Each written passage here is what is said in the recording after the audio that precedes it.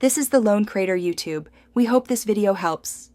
Always ensure the revolver is completely unloaded and the cylinder is empty before work. Visually and physically check the barrel and cylinder throat for cartridges.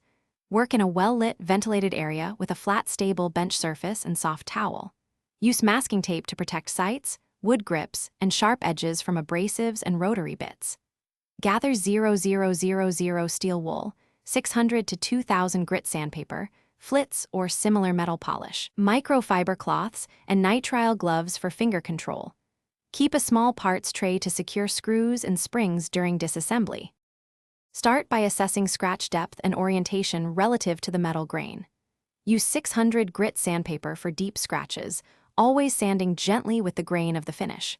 Move progressively to 800, 1000, and finally 2000 grit to blend scratch lines into the surrounding surface. Keep the paper flat and use light, even pressure for consistent removal without gouging the metal. For very fine scratches, use 0000 steel wool with a light stroke in the grain direction. After abrasive blending, apply flits, polish, and buff. After buffing, wipe the area clean with a fresh microfiber and inspect under good light. Apply a thin coat of gun oil or a clear protective finish to prevent corrosion and preserve the polish. Reassemble the revolver carefully, ensuring all screws and springs return to their proper positions. Perform a full function check and dry cycle to verify cylinder rotation and trigger operation.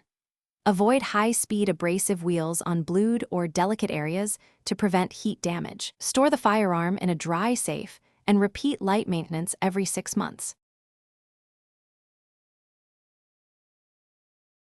Thanks for watching. Consider subscribing if we helped you.